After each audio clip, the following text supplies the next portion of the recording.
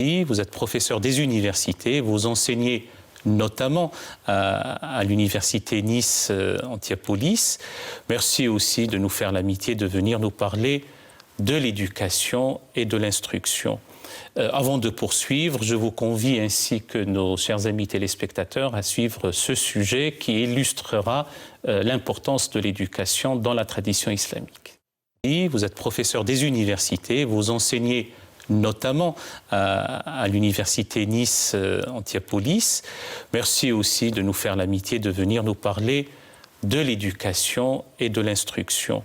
Avant de poursuivre, je vous convie ainsi que nos chers amis téléspectateurs à suivre ce sujet qui illustrera l'importance de l'éducation dans la tradition islamique.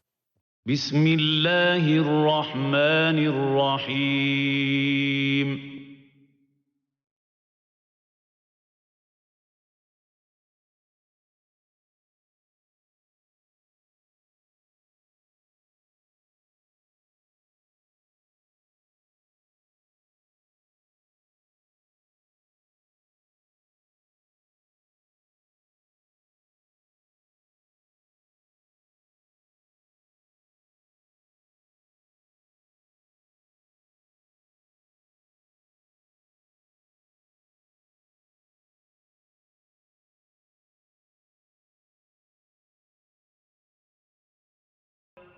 صدق الله العظيم.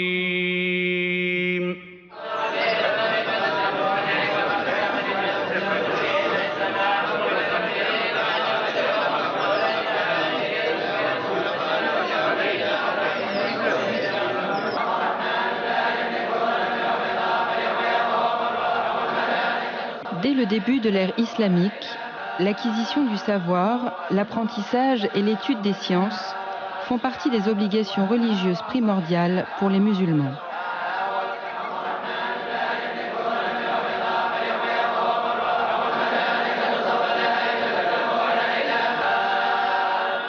Le devoir de connaissance a pour but de mener à bien la vie ici-bas, de progresser sur le droit chemin et de préparer le croyant à l'au-delà.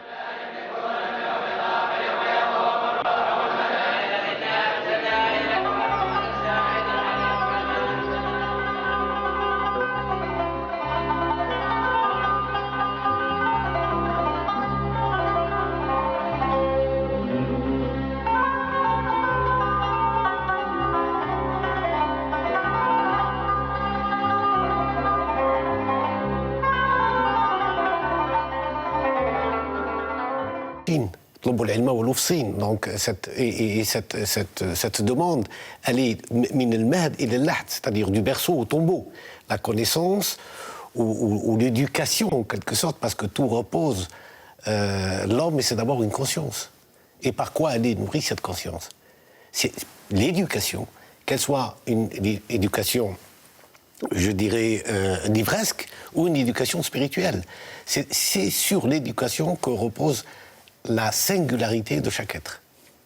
Ali Ben Makhlouf, le contexte social, intellectuel de l'avènement de la révélation coranique était-il propice à l'éducation? Comment c'était ce contexte? Oui, je crois que l'injonction, pour reprendre l'expression que vous avez utilisée, est très importante, puisqu'il est clairement dit que nous avons une lumière naturelle, et cette lumière naturelle, c'est précisément l'exercice de la raison que nous avons à faire travailler. Dans le reportage, il était question d'obligation à s'instruire, et je crois qu'il faut peser les termes, c'est-à-dire que cette injonction à s'instruire, à s'éduquer, cette obligation, c'est une justification par le droit de la nécessité de connaître. Donc l'islam, par les éléments juridiques qu'il a permis d'instituer dans les premières sociétés, indiquait que la connaissance était véritablement une obligation d'ordre juridique, ce que reprendra bien après Averroès en disant qu'on est justifié par le droit à chercher la connaissance. Bien sûr, Averroès, on est au XIIe siècle maintenant, mais nous y reviendrons. Du temps du prophète lui-même, quelle a été d'abord sa propre formation? La tradition dit qu'il fut illettré, et c'est la lumière coranique qui lui a permis d'enseigner autour de lui-même. C'est en cela que cette injonction est très importante, parce que ce message qu'il reçoit débute par une injonction à la lecture, à la connaissance, al-ma'rifa. Il a appris à l'homme ce qu'il ne connaissait pas.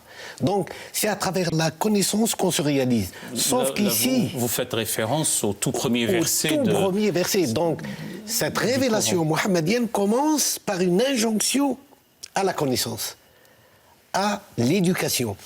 Et en plus, cette connaissance, elle est très particulière dans le sens où Iqra bismi rabbik, lis par ton Seigneur. C'est une injonction qui va placer le message du prophète Mohammed sur un plan universel. C'est-à-dire lire la création, se lire soi-même, lire la connaissance par laquelle on devient un être affranchi, un être éduqué, un être universel, en phase avec la création, avec l'environnement dans lequel on est, et en phase avec la relation avec l'absolu, et en même temps en phase avec soi-même. Donc elle se situe sur 3 niveaux. Alors, Ali Ben Makhlouf, comment les débuts des méthodes d'éducation, des opérations d'éducation ont-elles commencé? Oui, il est vrai que le texte coranique donne l'idée d'une place dans l'univers et comment élaborer sa place dans l'univers. Et pour thématiser cette place, c'est la connaissance qui permet de le faire. Une connaissance de tout ordre, c'est-à-dire qu'il y a aussi bien la connaissance que donnent les relations marchandes, il ne faut pas l'oublier, le prophète était un marchand.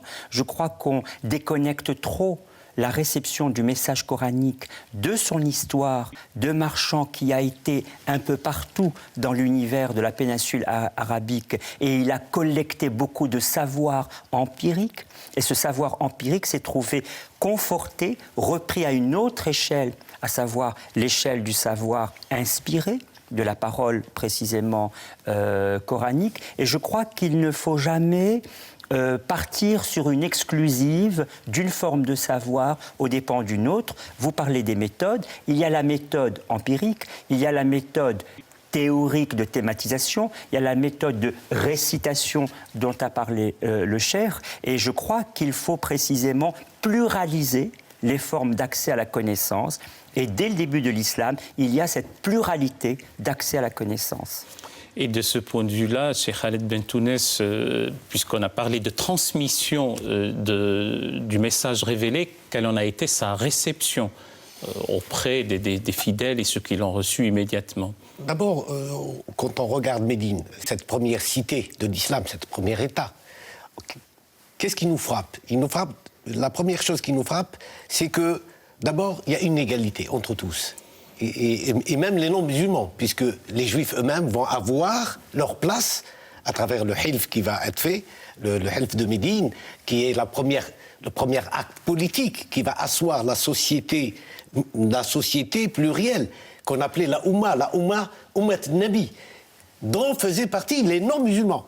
Ça, c'est très important. La Umma étant la communauté des croyants, la communauté du prophète. Puisque ça vient du mot mère. La Umma, dans la racine, est Et là, l'éducation va avoir une très grande importance, puisque le prophète, dès le premier temps, il demandait à ceux qui savaient d'enseigner à ceux qui ne savaient pas.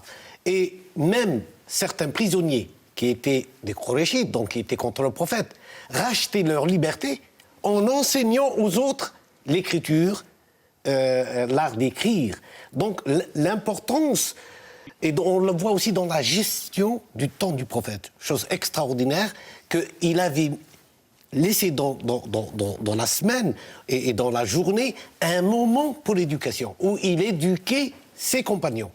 Tout était compris dans le sens où il n'y avait pas de science profane et de science sacrée. Le profane et le sacré devenaient un.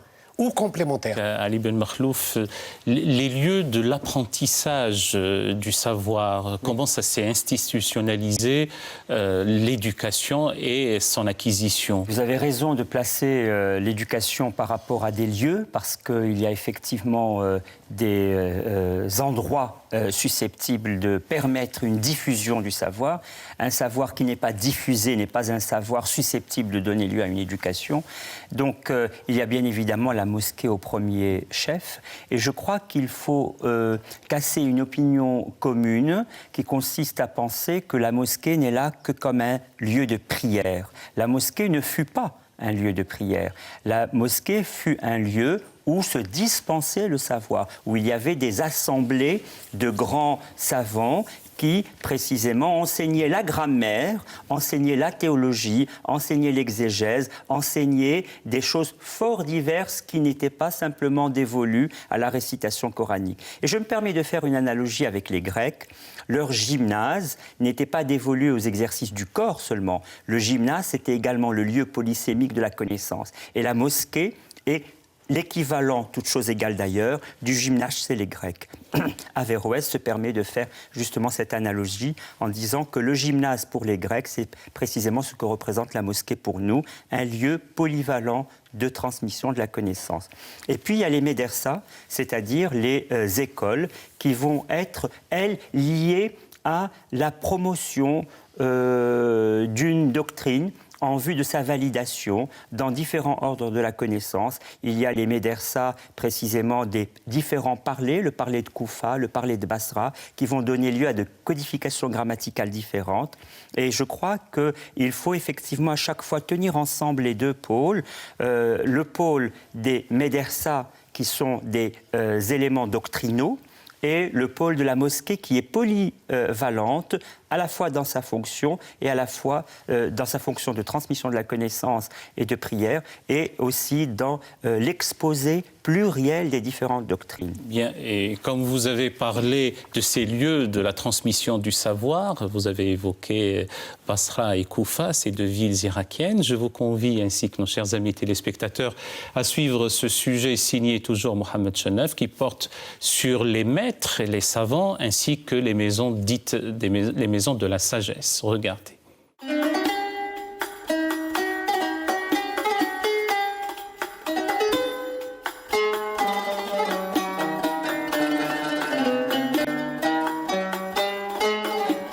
C'est à Bagdad, à l'initiative des premiers califes abbassides, que furent fondées les maisons de la sagesse. Elles devinrent au IXe siècle des lieux privilégiés de la connaissance et du savoir, ainsi qu'un centre de traduction des œuvres grecques, syriaques et indiennes.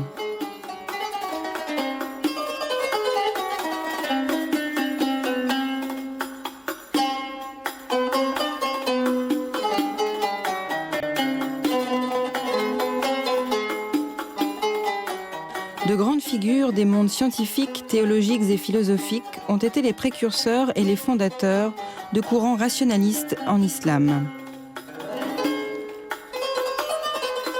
Ils ont contribué à la fois à la réflexion sur le monde et sur les rapports de l'homme avec son créateur.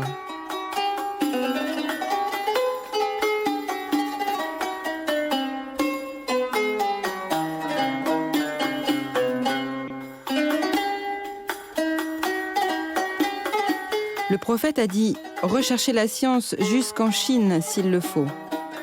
Et il a ajouté « La recherche de la science est une obligation pour tout musulman ». Ce hadith a caractérisé la réflexion intellectuelle et la recherche de la connaissance et de la science durant l'âge d'or de la civilisation arabo-islamique.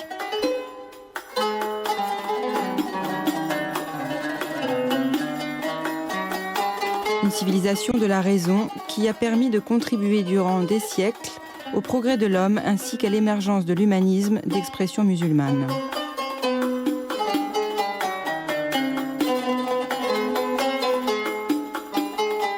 Tous les domaines du savoir et de la pensée ont été abordés par ces savants et ces chercheurs sur le chemin de Dieu par la connaissance.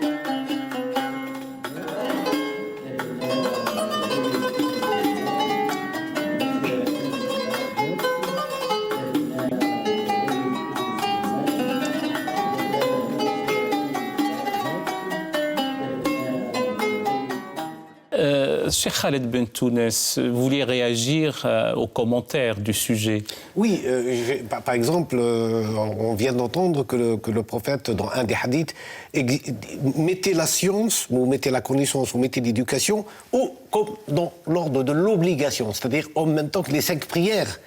Ça fait partie des obligations de l'islam. Et, chose importante, c'est pour tout musulman et musulmane, y compris la femme musulmane.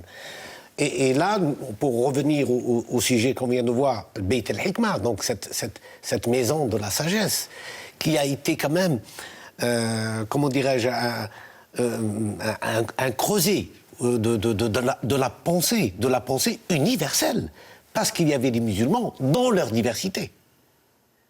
Mu'tazila, rationalistes, traditionalistes, mystiques, etc.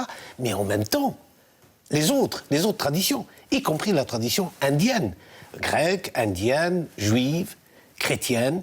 N'oublions pas qu'à cette époque-là, Bagdad était quand même l'une des plus grandes capitales du monde, si ce n'est la capitale du monde du savoir et des connaissances. Donc, de là vont germer des nouvelles idées qui vont porter le flambeau de cette connaissance universelle vers le reste du monde. Et avec vous, Ali Ben Makhlouf, comment ça s'est fait progressivement, cette évolution de l'institutionnalisation finalement des écoles? Oui, tout à fait. Alors revenons sur la terminologie de maison de la sagesse. Maison de la sagesse, pourquoi sagesse? Parce que sage est un des 99 noms de Dieu. Donc, si vous voulez, le terme de sagesse va prendre appui sur cet attribut divin de Hakim et qui va précisément après rayonner au-delà, bien évidemment, de la théologie. Et je crois que c'est très très important de signaler que la légitimation de ces maisons du savoir vient aussi de la reprise d'un des 99 noms de Dieu. La philosophie elle-même a été labellisée comme une hikmah, comme une sagesse. Donc la sagesse a été le conducteur du savoir profane à partir d'une terminologie proprement coranique.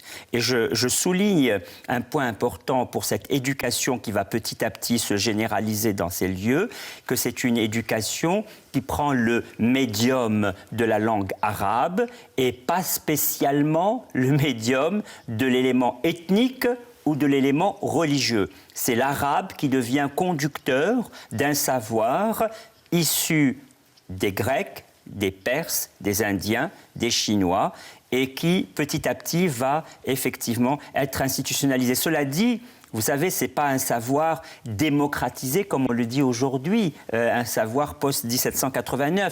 Il ne faut pas que l'on projette nos propres vues. Il y avait al-amma et al-khassa, l'élite et la masse, et c'était un savoir orienté vers la constitution d'élites, que ce soit le Moyen-Âge latin, que ce soit le Moyen-Âge arabe. Il n'y a pas du tout cette idée d'un savoir totalement ouvert à tous. Il y a un paradigme démonstratif, il faut arriver au savoir le plus haut, mais ça reste précisément un savoir d'une khassa, d'une élite. Et je crois qu'il faut le signaler, sinon on risque de faire de l'anachronisme et de projeter nos propres catégories. Bien entendu, et avant même d'arriver à cette ouverture et de venir à ce modèle que vous évoquez, Cheikh Khaled Bentounes, au départ, ce qui était base de l'éducation et support de tout éveil d'enseignement, c'était la compréhension de la révélation coranique et la tradition prophétique. Tout à fait. D'ailleurs, le terme Coran signifie la lecture par excellence.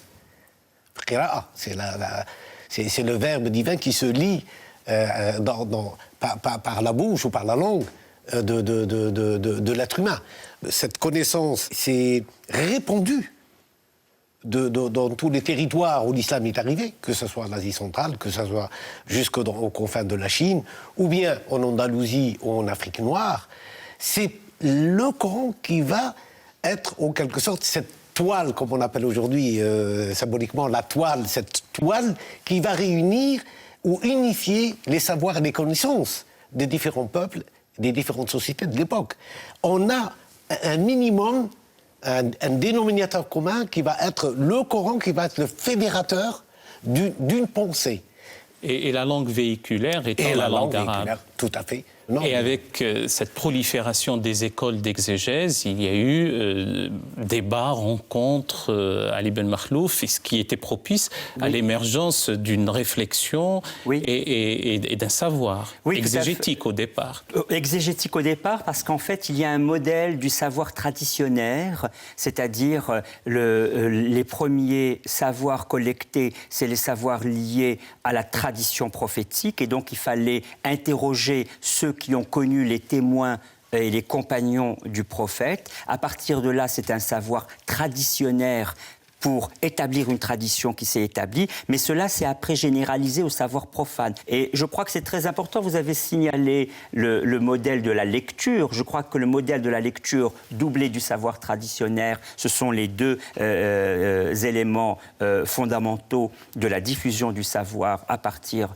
donc de l'élément coranique. La lecture, c'est véritablement l'énigme même de la transmission de la connaissance, et cette analogie absolument époustouflante chez l'être humain, qu'il puisse prendre sous la dictée de quelqu'un et aussitôt être en phase dans la compréhension avec ce qu'il entend. Oui. Cheikh Khaled Bentounes, vous aviez évoqué tout à l'heure l'étendue de l'empire ou des empires musulmans depuis les confins de la mer de Chine jusqu'en Atlantique et Andalousie. Quels sont les centres du rayonnement, du savoir, les grandes métropoles de la connaissance? À ma connaissance, là où l'islam est allé, il a emprunté, si on veut, le modèle naissant de Médine. C'est-à-dire il n'y a aucune cité, parce que l'islam a été quand même une civilisation de cités. Il a construit des villes, des nouvelles villes vont surgir. Bagdad, par exemple, qui va être la capitale des Abbassides, n'existait pas. Et là, dans ces cités-là, il va y avoir des mosquées cathédrales, comme on les appelle aujourd'hui, pour parler le langage d'aujourd'hui, qui vont être des universités. Par exemple, le Qarawiyyin était à Fès, Zitouna à Tunis, le Caire, c'est la grande université connue dans le monde musulman, qui est l'université d'Al-Azhar, mais aussi dans le Khorasan, mais aussi dans l'Asie centrale. Nous avons encore les vestiges des madrasas, des grandes universités, qui ont joué un rôle considérable, à la fois dans la transmission traditionnaliste, si on veut, mais à travers elle, le savoir des mathématiques, le savoir de l'astronomie, le savoir de la médecine, le savoir de l'agriculture. Il n'y avait pas de science interdite dans l'islam. Même la sexualité, par exemple. On l'abordait, et il y a des livres qui parlaient même de la relation homme-femme. Il n'y avait pas de tabou. Voilà, pas de pudeur quant à l'acquisition de la connaissance en religion. Ali Ben Makhlouf, ces lieux, ces universités, ces grandes écoles, comment on y enseignait et qui enseignait? Quels sont les grands maîtres, les grandes figures emblématiques, les transmetteurs du savoir? Oui, alors que ce soit dans les doctrines religieuses, au sol fiqh, il y a des traditions distinctes, les mu'tazilites, les ash'arites. Là, vous donnez des écoles. Les mu'tazilites, c'est une école rationaliste. Voilà, les ash'arites ont mis la foi au centre, à partir de laquelle rayonne un savoir. Il y a les écoles du droit, bien évidemment, l'école malikite qui s'est développée au Maghreb, l'école chafiite dans certains pays d'Asie, également en Égypte. Donc il y a, selon précisément les rubriques du savoir, des villes plus ou moins dévolues à tel ou tel enseignement. Je pense que pour concrétiser un peu ces enseignements dispensés dans les mosquées notamment, il est bon de lire par exemple quelqu'un comme Taha Hussein, le grand écrivain humaniste égyptien du début du XXe siècle. Dans son livre sur les jours, il raconte comment, avec son père, il va à la mosquée, et donc il y a une sensualité de la fraîcheur du matin quand il pénètre dans cette mosquée, que certains ont arrêté un cours, d'autres se se réunissent et se regroupent auprès d'un autre maître qui va commencer sa conférence. Oui, Taha Hussein, déjà c'est l'époque contemporaine et nous y reviendrons. À côté de ces différents domaines du savoir, de la littérature, des belles lettres, de la poésie, vous avez évoqué les mathématiques, l'astronomie, il y a aussi une éducation morale et spirituelle, Cheikh Khaled Bentounes. Tout à fait. Je disais, c'est vraiment un corps, dans le sens où nous sommes là dans l'universalité de l'éducation. C'est-à-dire rien n'était laissé de côté, y compris la notion morale, mais aussi spirituelle. Et là, nous avons eu toute une chevalerie, cette éducation de l'Fata, ce qu'on appelle le Fata. Le chevalier par excellence. Donc, ce jeune qu'on prenait, qu'on éduquait dans le sens moral et qu'on revêtait d'une ceinture. Il était symboliquement la première ceinture en coton, parce que c'est la fragilité, c'est à la fois l'innocence et la fragilité. Et la deuxième ceinture, une fois qu'il a accédé à un certain savoir, c'est la ceinture en cuir, était symbolisée par le cuir qui était à la fois dur mais souple. Donc le courage, la notion de chevaleresque, d'avoir le courage, de défendre le faible, etc. Jusqu'à l'aboutissement qui était la sagesse. On revenait à la hikma, à ce sage, à cette sagesse. Et ça a été donné à des millions et des millions de jeunes. C'est-à-dire, elle était incorporée dans toutes les professions. On trouvait dans les corporations de l'époque... Les différentes ligues. Les différentes ligues, on trouvait cette éducation qui était à la fois, bien sûr, on éduquait à un métier, mais aussi à une morale, et ça aboutissait automatiquement vers une spiritualité. Merci bien, Cheikh Khaled Bentounes. Merci à vous, Ali Ben Makhlouf. Nous aurons à poursuivre, bien entendu, cette discussion dimanche prochain. Chers amis téléspectateurs, merci de nous avoir suivis aussi fidèlement. Mais avant de vous quitter, je vous présente les ouvrages qui nous ont servi comme base de discussion ce matin. De vous, Cheikh Khaled Bentounes, La thérapie de l'âme, édité chez Albin Michel dans la collection Espace libre. Toujours de vous, L'homme intérieur à la lumière du Coran, toujours chez Albin Michel, et cette fois-ci, c'est dans la collection Spiritualité vivante. Ali Ben Makhlouf, L'identité, une fable philosophique, Opus, La famille musulmane, relations familiales et éducation, de Hassan Amdouni, aux éditions Al-Qalam. Et puis, cet ouvrage sous votre direction, Cheikh Khaled Bentounes, Semer l'espérance, Zar' al-Amal, où il y a toutes les écoles spirituelles, notamment une multiplication, une pléthore de présentations. Voilà, chers amis téléspectateurs, j'aurai plaisir à vous retrouver avec nos deux invités dimanche prochain pour poursuivre la discussion sur l'éducation. D'ici là, bonne semaine et d'ores et déjà un excellent dimanche. Vous trouverez votre émission sur le site de France 2, après les www.france2.fr. Vous cliquez sur les chemins de la foi et vous trouverez votre émission. À très bientôt. صل وسلم وبارك على سيدنا وأسعدنا وسندنا ونبينا محمد.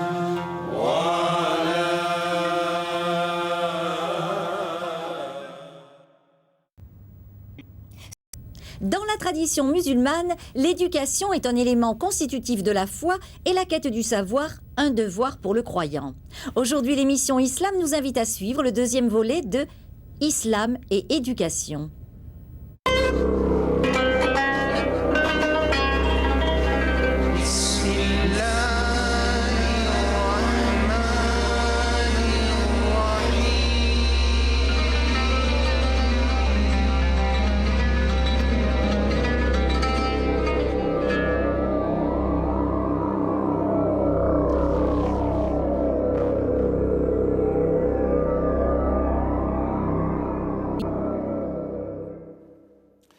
Bonjour et bienvenue à l'émission Islam. Je suis ravi de vous retrouver ce matin. Aujourd'hui, nous abordons le second volet de cette émission en 2 temps à propos de l'islam et de l'éducation. En effet, l'importance de l'éducation, de l'acquisition du savoir, de l'instruction, de la connaissance est capitale dans le devenir des nations et notamment en contexte islamique. Pour en parler, j'ai plaisir à vous présenter encore une fois Cheikh Khaled Bentounes. Vous êtes guide spirituel, cheikh de la tariqa, la voie soufie alaouia, et vous êtes président fondateur des Scouts musulmans de France. Et à côté de vous, le professeur Ali Ben Makhlouf, vous êtes agrégé de philosophie, vous êtes professeur des universités, vous enseignez notamment à Nice, Antiapolis, et vous êtes membre du Conseil national consultatif d'éthique. Avant d'aborder toutes ces questions, et surtout dans leur contemporanéité, je vous convie, ainsi que nos chers amis téléspectateurs, à suivre ce sujet signé Mohamed Chennef sur l'importance de l'éducation pour la phase de l'enfance. Regardez. Bismillahirrahmanirrahim. يا بني أقم الصلاة وأمر بالمعروف وانه عن المنكر واصبر على ما أصابك إن ذلك من عزم الأمور ولا تصعر خدك للناس ولا تمش في الأرض مرحا إن الله لا يحب كل مختال فخور صدق الله العظيم.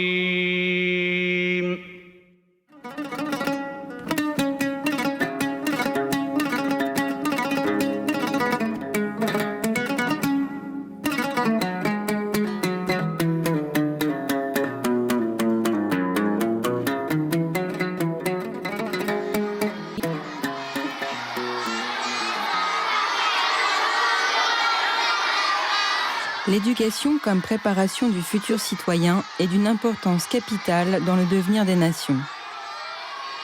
Elle est essentielle pour l'apprentissage du vivre ensemble dans les sociétés contemporaines.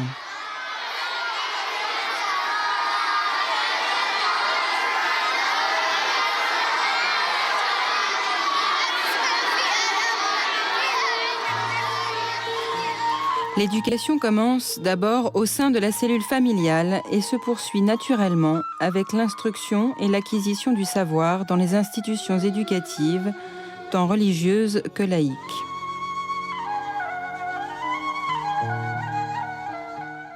Nous avons vu au début de ce sujet, Cheikh Khaled Bentounes, le verset qui fait dire à Luqman son testament spirituel à son fils. Effectivement. Et c'est là où on voit comment, dans la tradition musulmane, cette transmission obligatoire se fait. Voilà, le sage, Luqman, c'est le sage par excellence. Et à la fin de ses jours, qu'est-ce qu'il transmet? Il ne transmet pas une fortune, il ne transmet pas... Ses recommandations vont sur le plan de l'éducation d'éveil. Comment tu te comportes avec les gens, comment tu dois réagir vis-à-vis de la société, comment faire attention à son ego, de ne pas se pavaner, de savoir les limites pour ne pas tomber dans l'arrogance, en fait.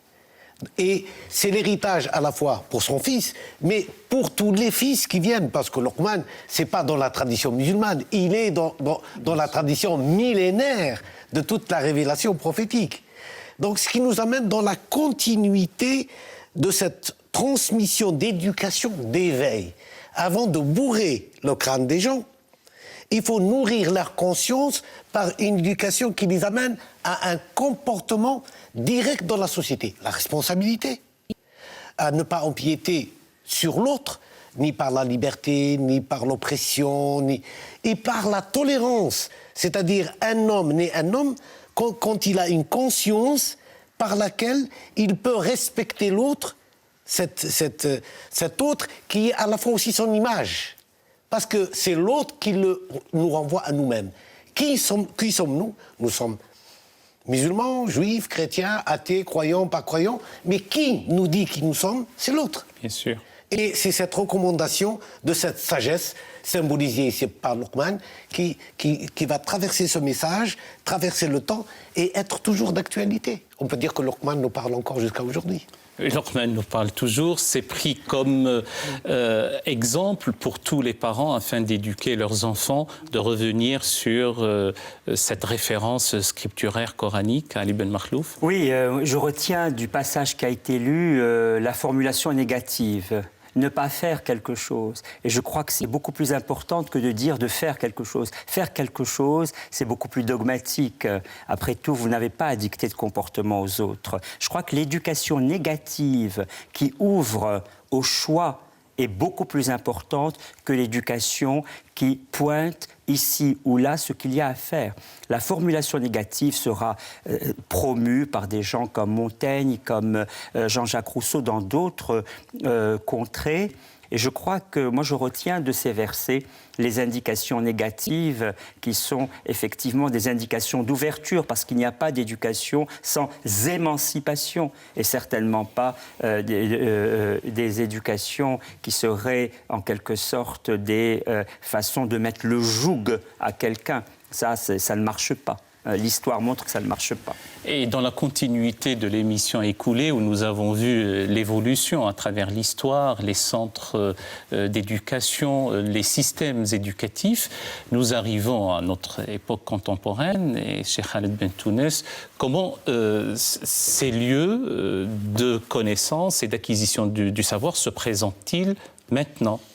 Alors, si on parle du présent, elle se présente à nous comme elle se présente à l'humanité tout entière d'aujourd'hui. La modernité a rendu accessibles les connaissances et les savoirs à tout un chacun.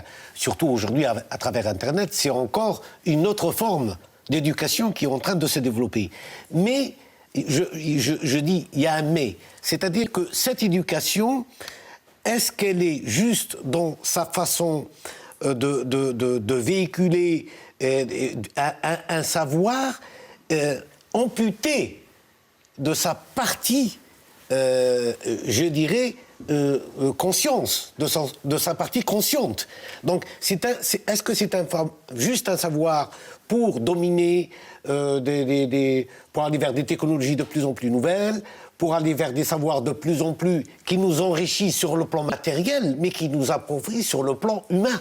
Donc cette éducation, nous devons aussi l'accompagner par une réalisation quelque part humaine.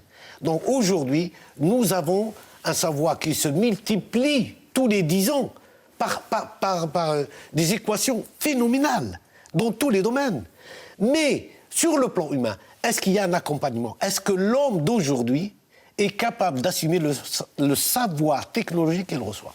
Et donc, avec vous, Ali Ben Makhlouf, l'importance des systèmes éducatifs à l'ère moderne et comment se présente-t-elle et comment est-elle vécue? Oui, je crois que vous venez de mettre le point sur quelque chose d'important, Monsieur Bentounes, parce qu'il y a effectivement ce qui est susceptible d'être acquis par l'esprit et la raison, et ce qui est susceptible d'être transmis par la conscience. La conscience, vous avez parlé d'éveil, la conscience, c'est le cri, c'est l'indignation, c'est la voix de la justice, c'est autour du cri, de la voix et de l'expression, alors qu'effectivement l'esprit et la raison, c'est beaucoup plus l'acquisition des savoirs théoriques, l'action sur le monde extérieur, et la conscience, c'est beaucoup plus la relation interhumaine. Alors il est vrai que l'éducation dans le milieu scolaire est censée réaliser les deux aspects, à la fois avancer dans la régulation des interrelations, des relations interhumaines,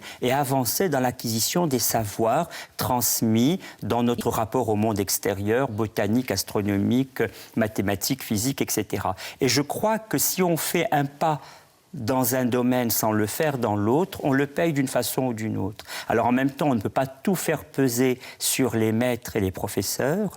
La responsabilité est collective et c'est la responsabilité d'une société. On ne peut pas non plus faire tout peser sur une famille en disant « vous ne vous occupez pas bien de vos enfants ». Je crois que l'éducation est quelque chose de transversal dans la société et il est vrai que, pour reprendre vos expressions, il y a l'instruction et il y a l'éveil. Les systèmes éducatifs, après, vous savez, que ce soit tel système ou tel autre, l'essentiel, c'est d'aiguiser l'esprit. Ce n'est pas, vous l'avez dit tout à l'heure, pas un esprit plein, mais un esprit précisément susceptible de bien juger. Cheikh Khaled Bentounes, alors qu'en est-il en contexte islamique? Je crois que le contexte islamique ou le contexte humain, aujourd'hui, on ne peut plus séparer le monde musulman du reste. Et nous voyons comment les agitations que nous vivons aujourd'hui, avec toutes les espérances ou tous les drames qu'elles peuvent susciter. Nous sommes aujourd'hui une humanité, qu'on le veuille ou pas, concernée par tout, par les problèmes et les défis qui nous assaillent tous les jours, au niveau climatique, au niveau nutritionnel, et tout cela repose sur une chose, sur l'éducation et une éducation consciente. C'est pas au niveau des éducateurs, c'est aussi au niveau des politiques, c'est au niveau aussi de ce que la société elle-même, à quoi elle aspire. Donc donner du sens à notre société, c'est donner aussi un centre, faire de ce centre l'homme universel, celui qui va porter la responsabilité des défis à venir. Il y a aussi les deux autres phases où il faut à la fois l'éduquer et l'accompagner. Donc c'est l'adolescence et l'entrée dans l'âge adulte. Il y a pour cela ce sujet, signé toujours Mohamed Chenef, auquel je vous convie et pour que vous le regardiez.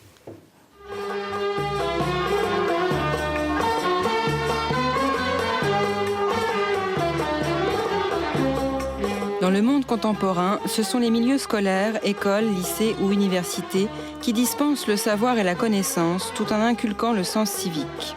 L'ouverture de l'esprit et le développement du sens moral et des capacités intellectuelles de l'enfant commencent par l'instauration d'un dialogue fructueux et confiant dans les familles. J'ai eu sport, puis après j'ai eu SVT, on a travaillé sur les animaux, les végétaux. Après, j'ai eu techno, on a continué notre voiture. La seule chose que moi je dirais qu'on a plus développé qu'ailleurs, c'est l'instauration du dialogue. Ça veut dire qu'on n'est plus dans le tabou et on s'exprime librement et on aimerait bien que nos enfants s'expriment avec nous, mais vraiment sans tabou, sans qu'il y ait une peur ou une crainte de dire oui, mais ça peut me déranger. Non, moi, en tant que père qui a la charge de l'éducation, avec les enfants, c'est vrai qu'on parle de tout. Le scoutisme musulman, je pense, qu'apporte beaucoup pour les jeunes. Parce que bon, ce qu'on apprend, c'est vraiment une école de la vie, en fait. Ça se rapporte vraiment à l'islam. Donc on apprend la tolérance, à vivre en communauté. Parce qu'on peut apprendre avec l'islam, aussi bien avec le scoutisme. Étant donné que c'est un mouvement mondial, il y a je ne sais pas combien de milliers de scouts dans le monde. L'apprentissage d'une éthique de l'ouverture et de l'échange sont également relayés par des organisations éducatives, comme par exemple les mouvements de scouts.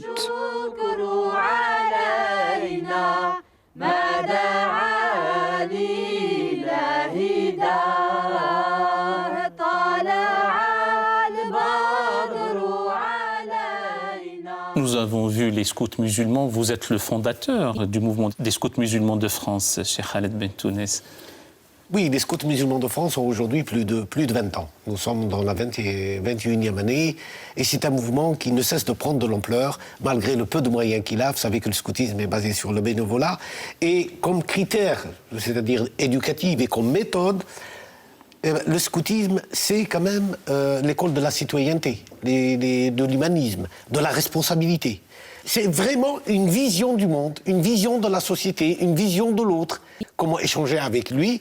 Et c'est sur cela qu'est basée aujourd'hui la méthode des SMF, en prenant comme critère et comme modèle tous les prophètes, mais pas dans le sens religieux du terme, mais en tant qu'éducateur, c'est-à-dire en prenant Noé comme l'écologiste, parce que pour un enfant, ça parle beaucoup mieux que de montrer Noé dans son arche, sauvant l'humanité d'une catastrophe vers laquelle elle se dirige, en prenant Moïse comme l'homme du droit, l'homme de la parole, l'homme qui, avec les 10 commandements, qui est venu pour mettre dans la société humaine de l'ordre. Donc chaque prophète est pris comme exemple parlant. Et Jésus comme l'homme de l'amour. L'homme de l'amour, donc de la fraternité. Elles ont comme principe. Mohammed, l'homme. Eh bien, Mohammed, c'est pour nous l'homme de la miséricorde. Sans lui, nous ne connaissons pas tout ce dépôt. Sans lui, nous ne connaissons pas tout cet héritage qui nous vient de la nuit des temps et que chacun de nous doit incarner en tant que fils d'Adam. Parce qu'il a dit, vous êtes tous fils d'Adam et Adam est de terre. Donc le respect mutuel, l'engagement mutuel, une fraternité, une solidarité partagée pour éveiller les jeunes à une responsabilité nouvelle et un nouveau défi. Bien sûr, et Ali Ben Makhlouf, avant d'arriver au mouvement scout, il y a aussi la famille, et comme le noyau de cette ouverture sur le monde est lieu d'éducation fondamentale. Oui, il est vrai que dans le reportage, ce que l'on voyait bien, c'est que ces jeunes sont revenus chez eux et il y a quelque chose qui se continue. Je crois que l'éducation est bien évidemment un processus continu. Il serait très grave de la cloisonner uniquement dans le lieu qu'est le collège ou l'école, parce que ça va scléroser ce savoir transmis. Il faut qu'il soit redistribué dans différents lieux de parole et effectivement dans la relation de confiance avec les parents. C'est un point important, sans oublier aussi que quel que soit le savoir qui est transmis, c'est, si vous me permettez l'expression, je la prends de chez Montaigne, ce n'est que du thym et de la marjolaine, il faut encore qu'il soit transformé en miel. L'abeille, elle butine partout et elle transforme en miel. Donc il y a un moment où les jeunes s'approprient les choses et les transforment en leur miel. Mais cela, c'est imprévisible pour nous. Il serait absolument dogmatique de dire qu'on va formater le jeune de demain. Si vous voulez, l'éducation, c'est une prise de risque et une imprévisibilité pour que tout un chacun s'approprie sur fond de thym et de marjolaine qui sont susceptibles d'être transformés en miel. Mais il faut donner le thym et il faut donner la marjolaine et on ne sait pas où se produit le déclic. Il peut se produire dans une famille, il peut se produire quand on donne des formes d'exemplarité comme cela a été signalé, ça peut se produire dans un système d'école et ce moment de déclic, c'est lui précisément qui va être porteur et heureusement qu'il y a une énigme autour du déclic et que l'éducation précisément se fasse dans des processus continus. Et de ce point de vue, qu'en est-il de la place et de l'enseignement du fait religieux dans le système éducatif moderne ? La religion s'impose aujourd'hui, à la société moderne d'aujourd'hui, parce que la modernité est arrivée à un terme, où elle ne répond plus aux questionnements de sens que se posent beaucoup d'êtres humains. Si on n'apporte pas un éclairage à travers le religieux, et si on laisse les choses déraper, on va arriver soit à du sectaire, soit à du fanatisme. Le repli des communautaires est quelque chose de très dangereux. Si une communauté se replie sur soi et traite au fait de la religion à sa sauce, au lieu d'être dans un système ouvert, c'est la laïcité qui nous le permet, dans un respect mutuel, dans un engagement mutuel, pour que le vivre ensemble, pour que sa société puisse vivre, le vivre ensemble. Le vivre ensemble, c'est aussi de mettre nos connaissances, à la fois philosophiques, à la fois économiques, mais aussi religieuses, pourquoi pas, pour avoir du comparatif.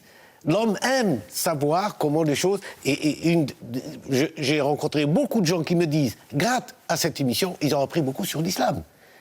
Et des tabous tombent, parce qu'il faut faire tomber les voiles et les tabous. Aiguiser les esprits, ça vous l'avez dit, éveiller les consciences, mais avec un enseignement critique pour discerner, pour comprendre, oui.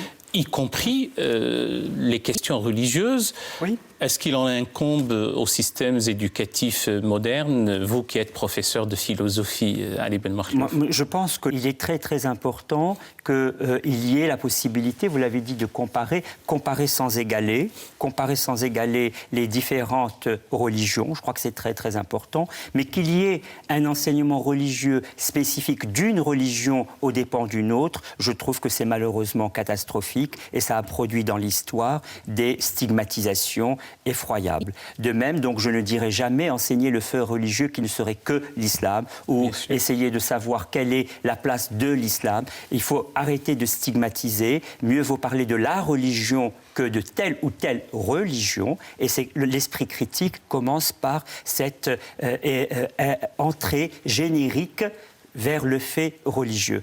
À partir de là, déjà Al-Farabi le disait au Xe siècle, si vous voulez lire le Coran 4 siècles séparés du Coran. Il faut apprendre la langue d'aujourd'hui et la langue d'autrefois. Il faut apprendre tout ce qui s'est fait depuis en termes de droit. Il faut observer autour de soi. Il faut avoir l'outil logique de savoir quand une expression est particulière, quand elle est générale. Donc, sans les sciences humaines aujourd'hui, il n'y a pas de possibilité d'entrer vers le fait religieux. Il y a probablement quelque chose d'absurde de penser qu'on puisse se projeter dans 15 siècles d'autrefois. On ne peut accéder aux textes religieux qu'à partir de l'histoire que ces textes religieux ont produit. Feu Maître Harkoun, Mohamed Harkoun, insistait beaucoup sur l'historicité du fait religieux. Il faut reconnaître l'histoire et la sécularisation du fait religieux lui-même pour donner, un tant soit peu, un respect à la religion en tant que telle. Bien. Et comment, de ce point de vue-là, alors, développer le sens civique et cette préparation à la citoyenneté des jeunes générations? Je pense que c'est la rencontre. Rien ne vaut la rencontre. Il faut susciter la rencontre de nos jeunes. Et, par exemple, en ce qui concerne les SMF, les scouts musulmans de France, en 2011 va démarrer la flamme de la citoyenneté qui va parcourir 18 villes et qui va finir son parcours le 24 septembre à Paris. Et c'est la rencontre peut-être le parcours va permettre la rencontre avec 50 000 ou 100 000 jeunes, puisque dans chaque ville, il va y avoir un concert, dans chaque ville, la parole va être donnée, et une charte va être écrite au fur et à mesure du parcours par tous les jeunes pour qu'ils soient entendus par le monde politique, par le monde de leurs aînés, parce que c'est notre capitale. Comment faire en sorte pour qu'ils puissent construire un avenir ensemble, un avenir l'un avec l'autre et pas l'un contre l'autre. Les initiateurs sont les SMF, mais... Les SMF, ce sont les scouts musulmans de France. Les scouts de France avec les scouts de France, parce que nous avons la présidence aujourd'hui du scoutisme français, donc nous avons... avec nous les scouts catholiques, les scouts protestants, les scouts juifs et les scouts laïcs. Et tout le monde, c'est-à-dire elle est labellisée, cette flamme citoyenne est labellisée par le scoutisme français qui regroupe quand même plusieurs milliers de jeunes. Centaines de milliers de jeunes. Donc la rencontre, la connaissance, l'éducation sont les moyens pour lutter contre l'obscurantisme, l'intolérance, le fanatisme. Ali Ben Makhlouf. Oui, je pense qu'une éducation réussie est une éducation qui arrive à anonymiser son fond particulier. Tant qu'on est porteur d'une singularité, il y a quelque chose qui résiste précisément à la rencontre de l'autre. Et je crois que, si je citais par exemple la philosophie arabo-musulmane, sa réussite dans la philosophie occidentale, c'est d'être devenu le fond anonyme de cette culture occidentale. Et je crois qu'il faut aller jusqu'à cette transformation qui rend anonyme les fonds particuliers. Ça, c'est l'éducation réussie, parce que si on arrive à ce fond anonyme, eh bien, on peut se mettre à l'échelle de l'humanité sans les stigmatisations sur les particularismes. Donc, comme nous arrivons au terme de notre émission, j'aurais à vous poser à l'un et à l'autre cette question. Vous qui parliez d'une banalisation, finalement, y a-t-il valeurs spécifiquement islamiques, valeurs universelles? Qu'en est-il de cette question des valeurs? Je crois que nous sommes des héritiers d'une continuité que dans la tradition musulmane, on appelle le Hanifiya.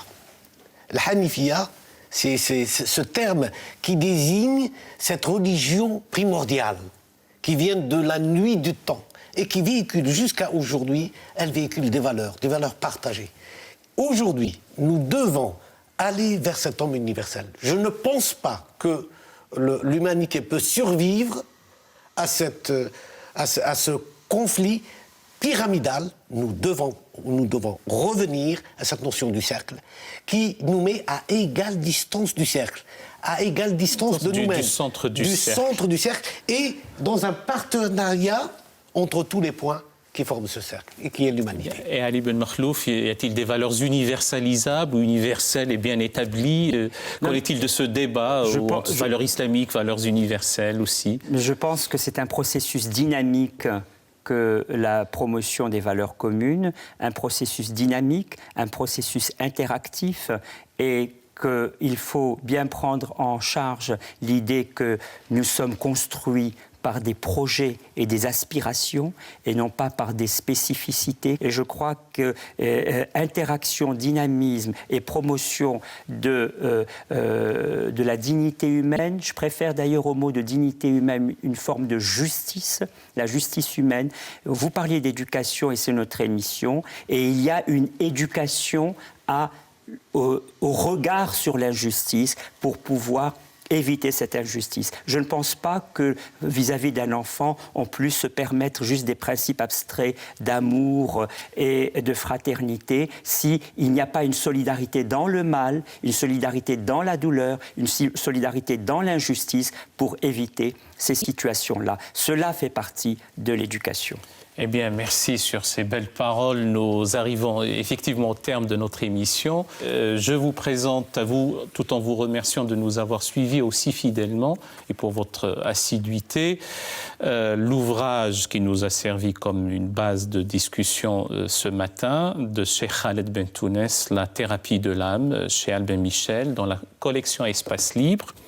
Toujours de vous, Cheikh Khaled Bentounes, L'homme intérieur à la lumière du Coran, chez Albin Michel. De vous, Ali Ben Makhlouf, L'identité, une fable philosophique aux presses universitaires de France.